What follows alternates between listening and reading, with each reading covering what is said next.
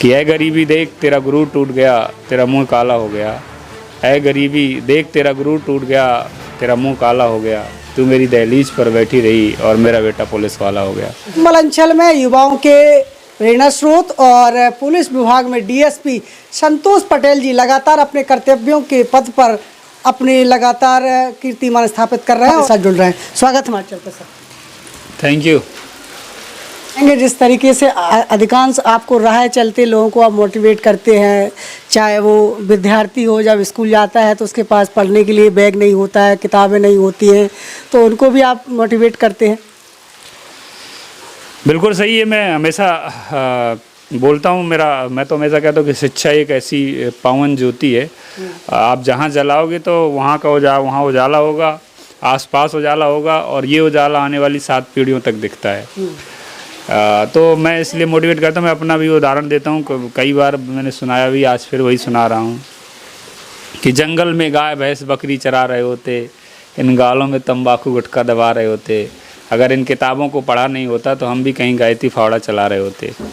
तो वो चीज़ें होती हैं कि अगर इन किताबों की मेहरबानी नहीं होती, हम इनसे नहीं जुड़ते, शिक्षा के प्रति नहीं जाते, तो हम एकाएक को आपके सामने बोल रहे होते या आपकी जन अदालत कोई पता नहीं किससे बात कर रहे होते आप। तो कहीं ना कहीं हम तो शिक्षा की बदौलत यहाँ पर आए, इसलिए हम लोगों को बोलते हैं कि आप बहुत से गरीब घर में पैदा हुए, इसमें आपकी गलती नहीं, ईश्वर ने जन्म दिया।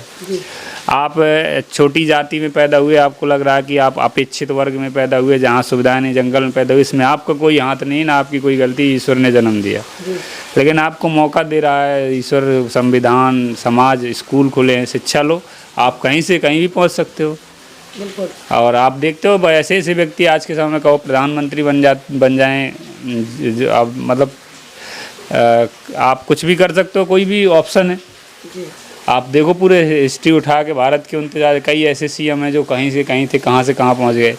तो वो शिक्षा में जुड़े, शिक्षा के बाद फिर उन्हें समझ में आता है। जो शिक्षित नहीं है तो देखो, ना तो किताब पढ़ सकता, ना अखबार पढ़ सकता, इस दुनिया में क्या हो रहा है उसे मतलब ही नहीं। जो मैं बताऊँगा वही सुनेगा, और बताने में तो आदमी कान भर देता, फ्री के कहीं का कहीं भटका देगा।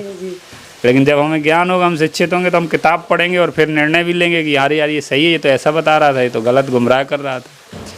क्योंकि कहाँ वही है ना, वो रामायण में है ना, वो मंथरा जैसे कान भर दिए। अब वही चीज़ लिखा पढ़ी वाली होती है, तो शिक्षित होना बहुत ज़रूरी है। इसलिए मैं लोगों को मोटिवेट करता हूँ, और मेरा जितना संभव होता है मैं प्रयास करता हूँ कि मेरी बदौलत अगर कोई स्कूल जाए, शिक्षा से जुड़ जाए, तो उसका प्रभाव भी दिखेगा और परिवर्तन भी होगा।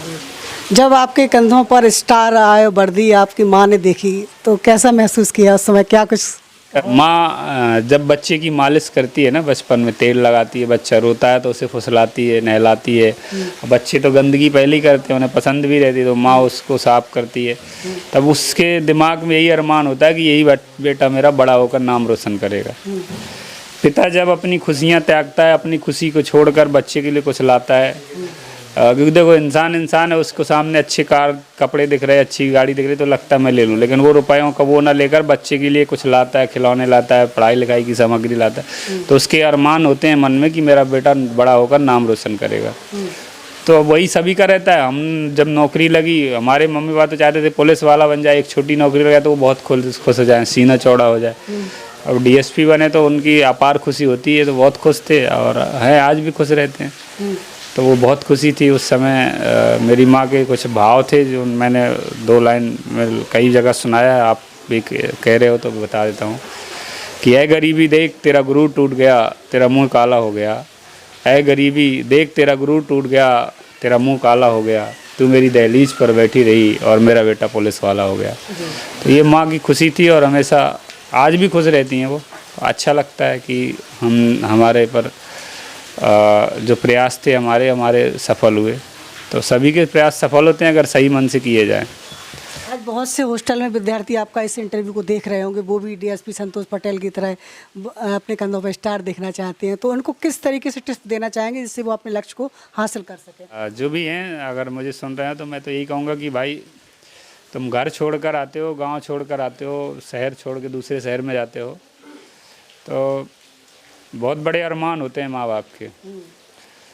मुझे लगता है कि पूरा जीवन सब माँ बाप अपने बच्चों पर ही लगा देते हैं, क्योंकि वही उनका इतिहास होता है, वही उनका नाम होता है, सब कुछ होता है।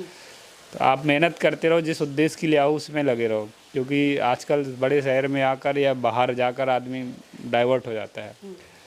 आकर्षित करने की इतनी सारी वस्तुएं हैं, इतनी सारी सामग्री, इतनी सारी चमक दमक है कि व्यक्ति गुमराह हो जाता है। तो इन चीज़ों से बचें और अपना जो उद्देश्य है, ध्यान है, किताबों में पढ़ाई पे लगा के रखें। और किताबें कहते हैं ना सपनों को सजाती हैं, तो किताबों से जुड़कर रहेंगे तो किताबें ज़रूर सपने सजाएंगी और आपका जो सपना है, अरमान है, वो पूरा होगा।